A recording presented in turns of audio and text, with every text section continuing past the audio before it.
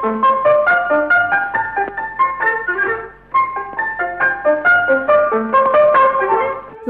to the YTY show, where all the questions you've never asked will be told as the stories you've never heard.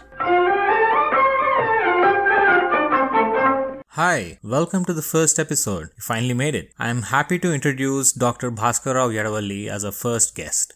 Dr. Yadavalli is a retired scientist from the Indian Institute of Chemical Technology, where he worked as a mechanical engineer for more than 30 years before retiring to his home city in Hyderabad in India. By the way, he's my father.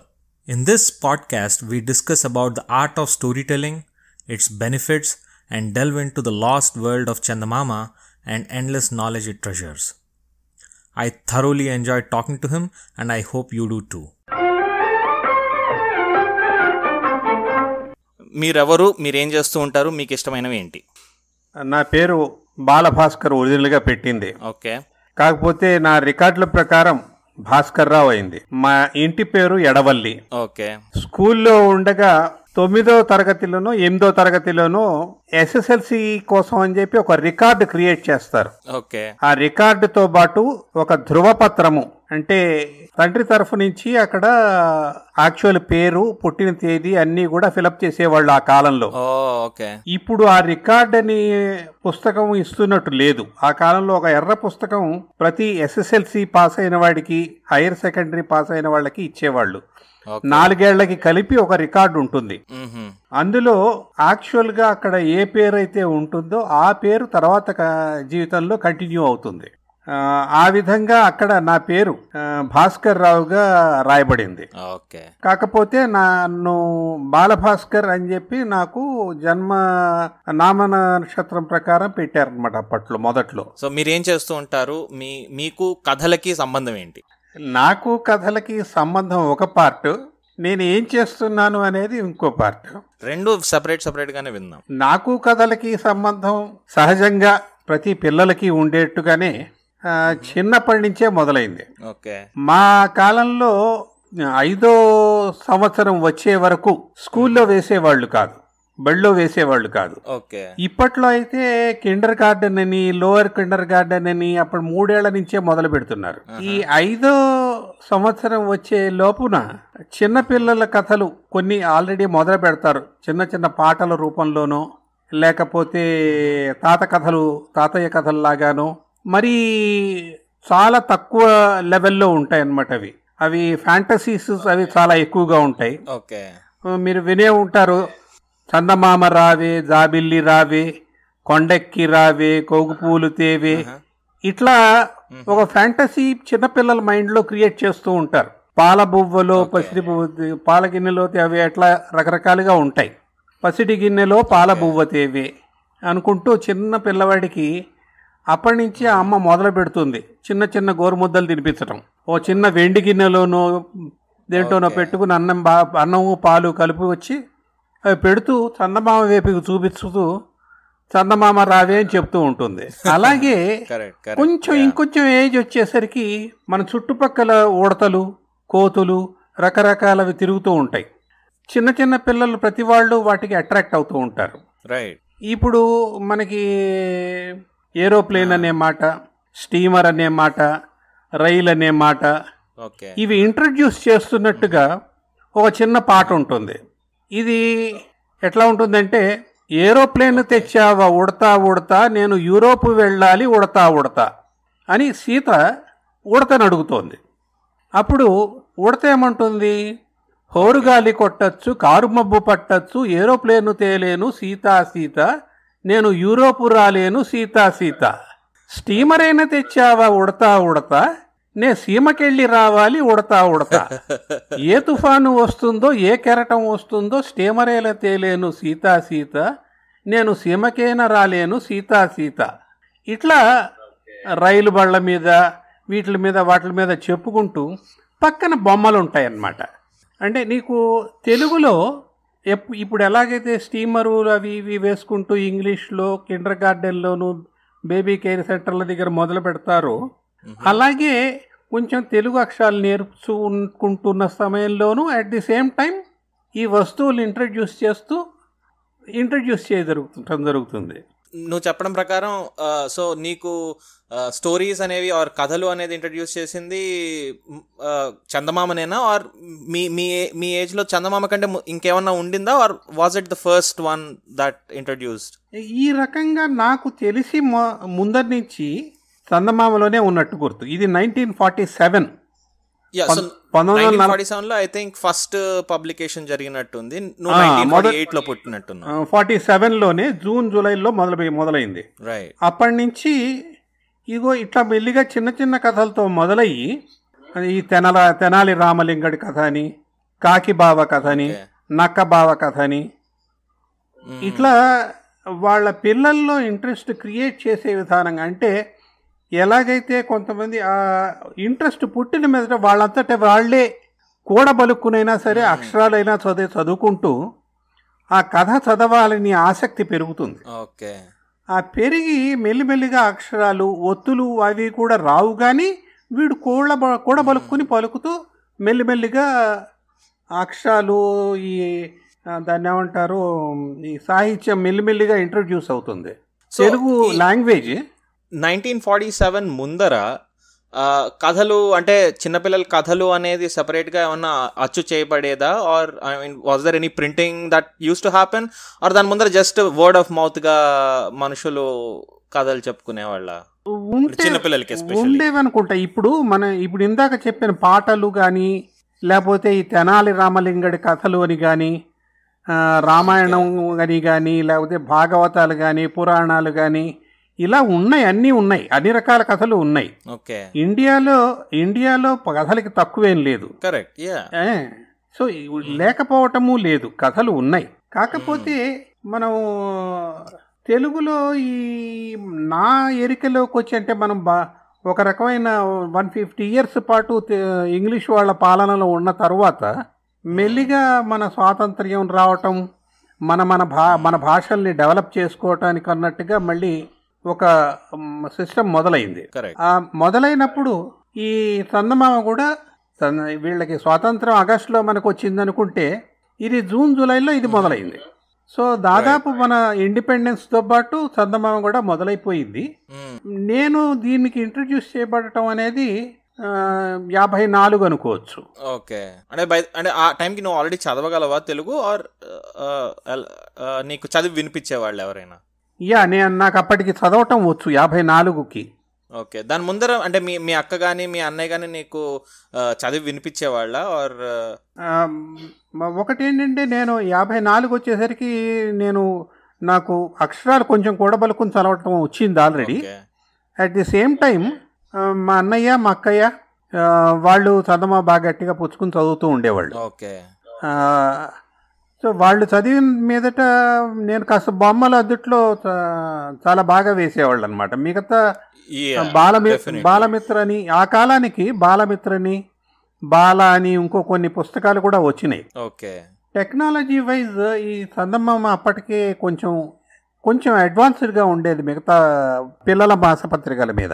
అంటే I guess their art work designers కూడా చాలా, అంటే even the first copy of the first magazine నేను చూసినప్పుడు the art work is phenomenal. అంటే ఇది చాలా sophisticated art work use చేశారు నా ఉద్దేశంలో. ఆ ఫ్రంట్ కవర్ కానీ, ఒక్కొక్క కథకి వాళ్ళు పెట్టిన బొమ్మలు కానీ చాలా అంటే దే చాలా ఇన్వెస్ట్ కూడా చేశారు. అంటే మంచి ఆర్టిస్ట్ని తీసుకోవడం కానీ, మంచి పెయింటర్స్ని తీసుకోవడం కానీ, ఆర్ దాన్ని ఎడిటింగ్ చేయడం కానీ, ఐ థింక్ చాలా చాలా ఇన్పుట్ చేసినట్టున్నారు. అంటే దీనిలో ఒక చిన్న కన్సిడరేషన్ ఉంది. ఏంటంటే ఇది హ్యాండిల్ చేసిన వాళ్ళు నాగిరెడ్డి చక్రపాణి అనేవాళ్ళు. రైట్. వాళ్ళు సినిమాలు కూడా తీసేవాళ్ళు. వండర్ఫుల్. పాతాళ భైరవి అని చెప్పి, పెళ్లి చేసి చూడని చెప్పి, అండ్ మనకి బాగా తెలుసు మాయాబజారు, ఇట్లాంటి సినిమాలు చాలా వచ్చినాయి. అప్పు చేసి పప్పు కూడు, గుండమ్మ కథ. ఇది విజయవారి అనే పతాకం కింద వాళ్ళు చాలా సినిమాలు తీశారు. ఓకే. ఆ బ్యాక్గ్రౌండ్తో పాటు వాళ్ళు మంచి మంచి కళాకారులు వాళ్ళ చేతుల్లో ఉండేవాళ్ళు. ఎంగేజ్ చేశారు, చిత్రకారుల్ని ఎంగేజ్ చేశారు, కథలు చెప్పగలిగిన వాళ్ళని ఎంగేజ్ చేశారు, కథలు అనువాదం చేయగలిగిన వాళ్ళని ఎంగేజ్ చేశారు.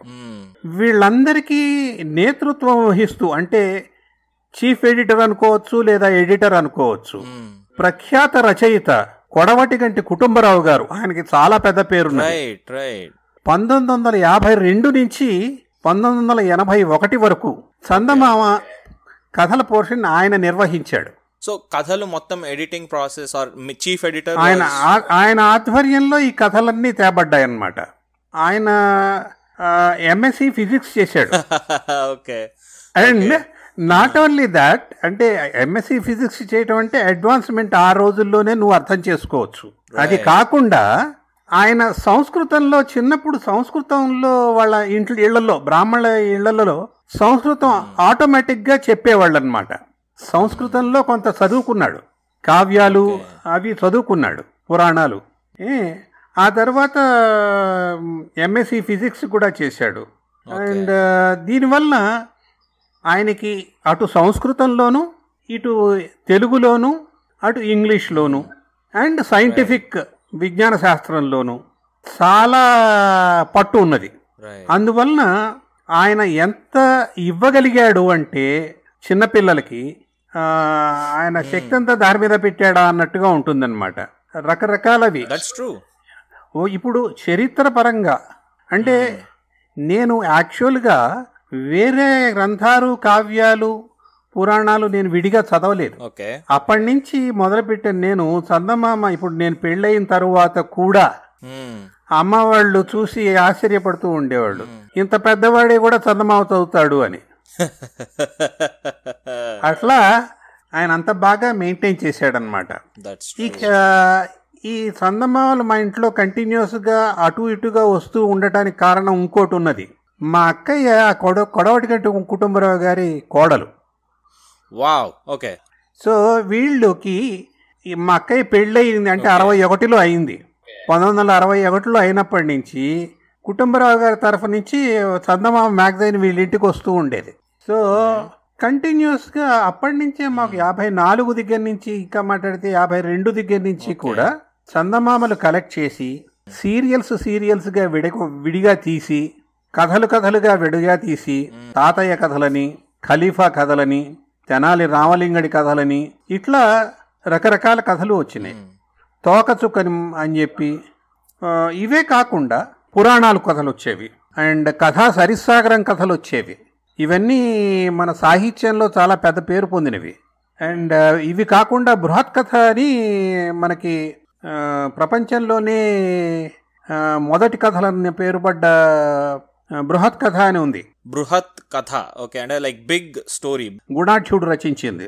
ఈ కథలకి సంబంధించిన కథలు మనకి తర్వాత పంచతంత్రంగా కొన్ని రకరకాల జంతువుల్ని వాడుకుంటూ పంచతంత్రాలు లైక్ మిత్ర లాభము, మిత్ర భేదము, కాకోలుకీయము, లబ్ధ ప్రణాశము, అసమీక్షాకారిత్వము, ఇవి మేనేజ్మెంట్ టెక్నిక్స్లో కూడా వాడబడతాయన్నమాట.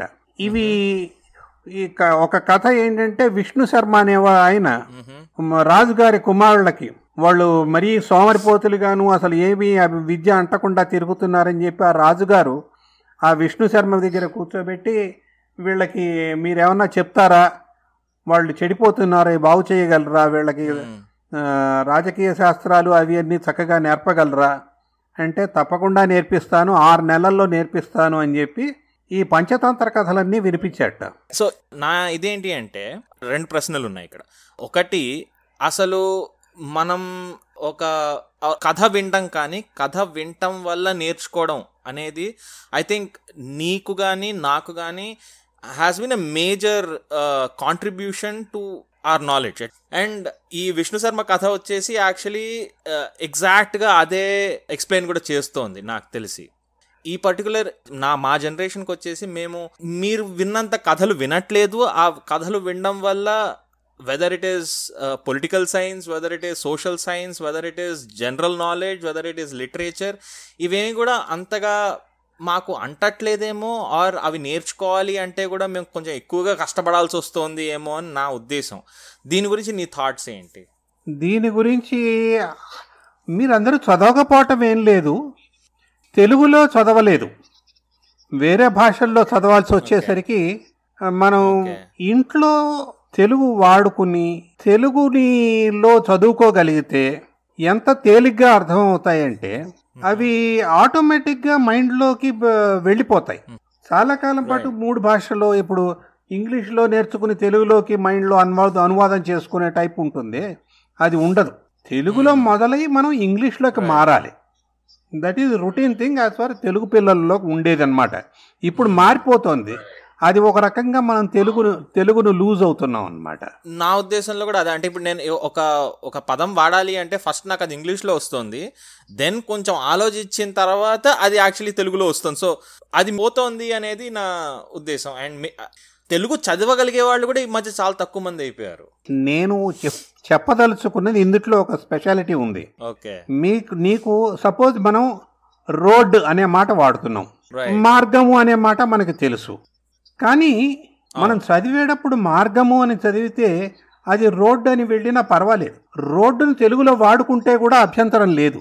తెలుగులో రాసుకోండి రోడ్డు అనే మాటని.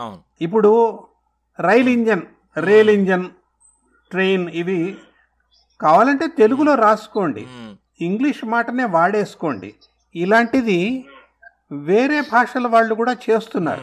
వాళ్ళు పరిపాలించి వెళ్ళిన తర్వాత ఇంగ్లీష్ వాళ్ళు కొన్ని మాటలు ఆ టైంలో వాళ్ళ భాషలో చేర్చుకున్నారు. అవును, బజార్ I guess is another market place కి.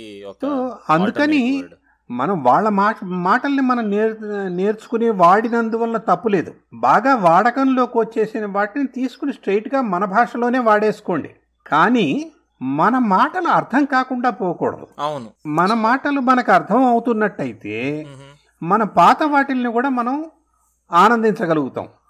సో ఇక్కడ యాక్చువల్లీ నేను ఒకటి చెప్పదలుచుకున్నాను. ఏంటి అంటే నాకు తెలుగు చదవడం అనేది స్టార్టింగ్ ఇప్పుడైతే ఒక ఇంట్రెస్ట్ డెవలప్ అవుతుంది ఇదంతా. కానీ చిన్నప్పుడు డెఫినెట్గా చిన్నతనంలాగానే నాకు తెలుగు చదవడం అంత ఇష్టం ఉండేది కాదు. నాకు ఎప్పుడు తెలుగు చదవడం అనేది అదొక మేజర్ హర్డిల్.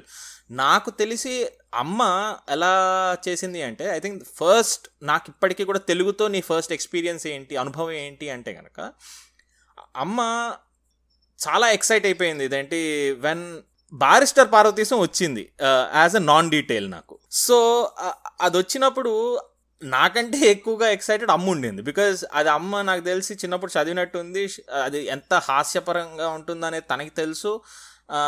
సో తను కూర్చుని నేను నీ కథ చెప్తాను అని చెప్పి తను చదవడం మొదలెట్టింది యాక్చువల్లీ నాకు.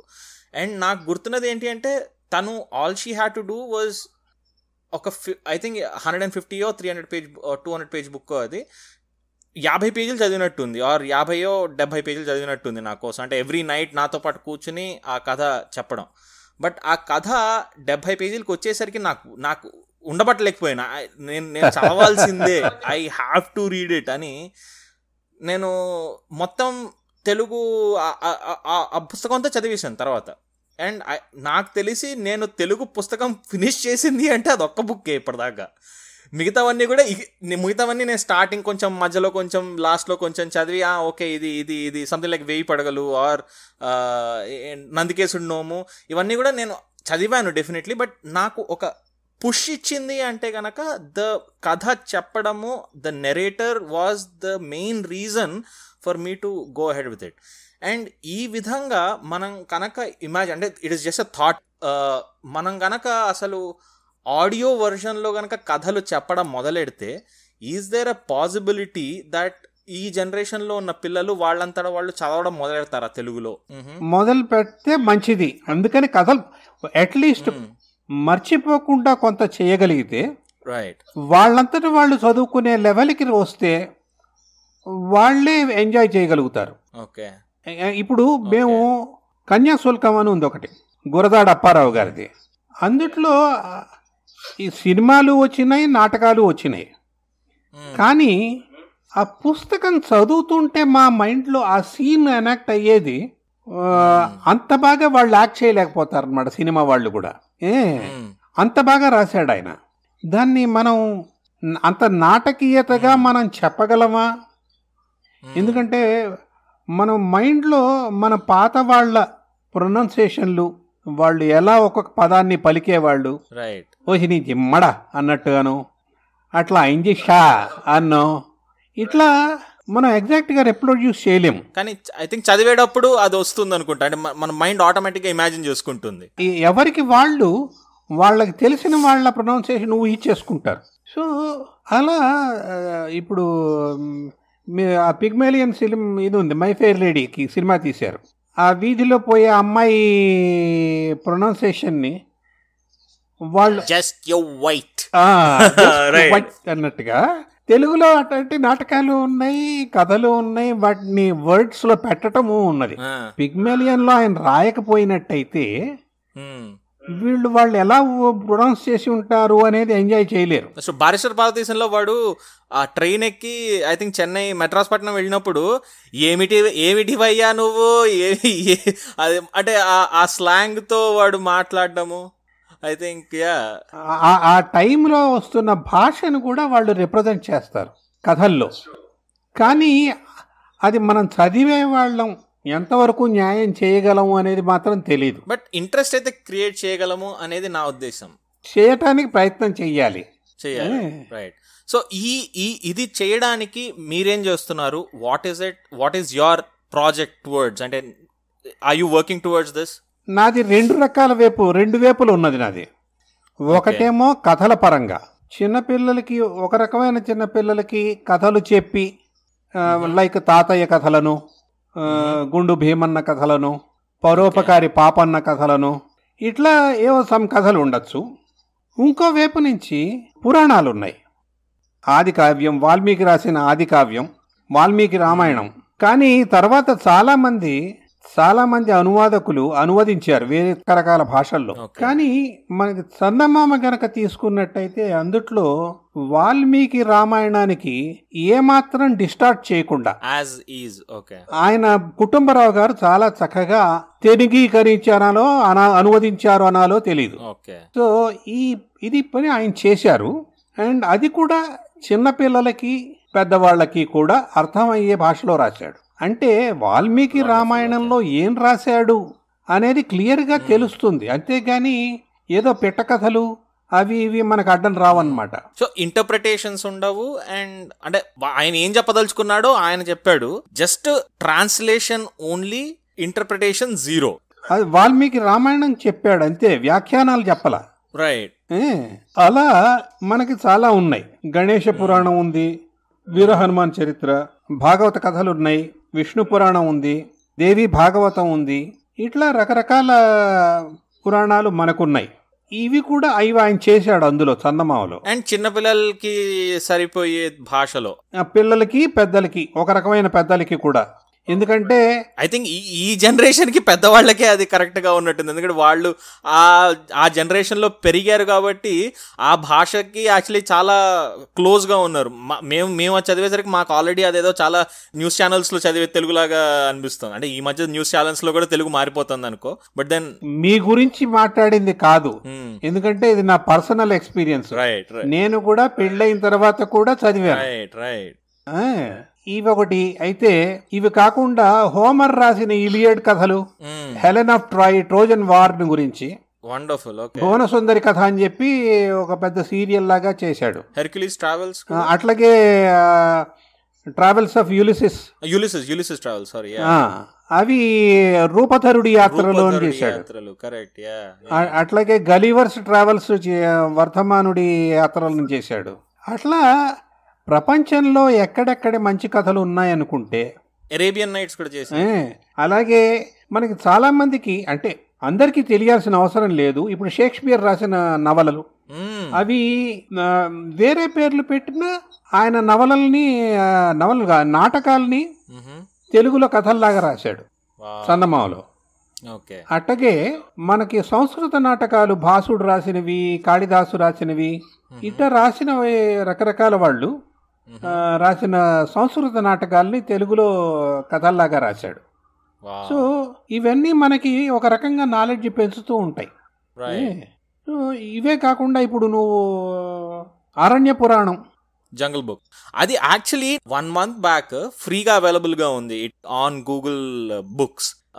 నేను వెళ్ళి చూసి అది చదివితే నాకు అర్థమైంది ఏంటంటే ఆ మూవీస్లో వచ్చింది ఆ మన చిన్నప్పుడు జంగల్ బుక్ టీవీ సీరియల్ లాగా వచ్చేది కదా, it is absolutely so different. అంటే చాలా డిఫరెన్స్ ఉంది వీటికి వాటికి స్టోరీ. బట్ అరణ్య పురాణం మళ్ళీ చదివితే it is the same thing. Exact గా జంగల్ బుక్ అతను ఎలా రాశాడు, ఇప్పుడు చూపిస్తున్నది అది కాదు, ఇతను ఎగ్జాక్ట్ అది మాత్రమే కన్వర్ట్ చేశాడు. అండ్ అఫ్ కోర్స్ చాలా వేరే కథలు కూడా ఉన్నట్టున్నాయి. ఇందుట్లో మా చిన్నప్పుడే చదివేసాం అన్నమాట ఈ అరణ్య పురాణాన్ని. అట్లా మాకు తెలియకుండానే ప్రపంచంలో చాలా రకాల కథల్ని, చైనా వాళ్ళ కథలు, జపనీస్ వాళ్ళ కథలు, అరేబియన్ కథలు అన్నీ కూడా తెలుగించబడ్డాయి. అండ్ అనువాదం ఆయన చాలా గొప్ప రచయిత. అండ్ అట్లాని గాయాలు గేయాలు ఇవి కూడా ఏం మానలేదు. అవి కూడా చక్కని ఇందాక ఒకటి నేను వినిపించాను చూసావా, ఉడతా ఉడతా అనుకుంటూ. అట్లాగే పార్వతీ కళ్యాణం అని, గరుత్మంతుడి దాస్య విముక్తి అని, ఇవన్నీ ద్విపదలో రాయబడ్డాయి ఉత్పల సత్యనారాయణ గారివి. ఎక్సలెంట్ స్టోరీ తెలుగులో చాలా ఉన్నాయి. అండ్ వాటిని ఈయన ఫర్దర్ ఎన్హాన్స్ చేస్తూ చందమామలో ప్రచురించారు. అందుకని ఒక్క చందమామ పట్టుకుంటే చాలా కథలు కవర్ చేయొచ్చు. నా లైఫ్ టైం సరిపోదేమో దానికి అనిపిస్తుంది. ఐ థింక్ కొడవటి గంటి కుటుంబరావు లైఫ్ టైంలో సరిపోయింది అంటే మన లైఫ్లో కూడా సరిపోతుందేమో. ఇఫ్ వి డూ, ఏమో ఆయన చేసినవి చేశాడు, చెయ్యనివి చేయలేదు. సో ఐ థింక్ మనం ఈ పాడ్కాస్ట్లో so couple of things I think మనం కవర్ చేసాం. అసలు కథల ఇంపార్టెన్స్ ఏంటి నేర్చుకుంటున్నాం, కథలు మనం ఎలా పక్కన వాళ్ళకి ఇంట్రెస్ట్ కలిగించాలి. మేబీ అంటే నాట్ జస్ట్ అబౌట్ కథలు, but then more about Telugu, అసలు తెలుగులో మాట్లాడడం. తెలుగులో నా ఉద్దేశం ఏంటి అంటే అసలు ఒక ఆడియో ఫ్రేమ్ వర్క్ ఉంటే గనక చదవలేని వాళ్ళు కూడా, అంటే సమ్మన్ లైక్ నేను చదవగలను బట్ నాకు తలనొప్పి వచ్చేస్తుంది after 15 minutes of reading Telugu, ఎందుకంటే I put in extra effort into reading Telugu. So నాకు ఒక మీడియం, ఆడియో మీడియం ఉంటే కనుక మేబీ నేను తెలుగు పుస్తకాలు కానీ తెలుగు కథలు కానీ ఎక్కువ వినగలను అనేది ఒక ఐడియా ఉంది. So that is second thing that I think we discussed. Third thing I think is Chandamama is like a major contributor to ఈ తెలుగు కథలు. కాబట్టి ఐ థింక్ అదొక మేజర్ సోర్స్ మనకు ఆల్రెడీ అవైలబుల్గా ఉంది, మనం విచ్ వీ హ్యావ్ టు దాన్ని బాగా యూజ్ చేసుకోవాలి అనేది. I think these are main 3 points మనం కవర్ చేసాము ఈ పాడ్కాస్ట్లో.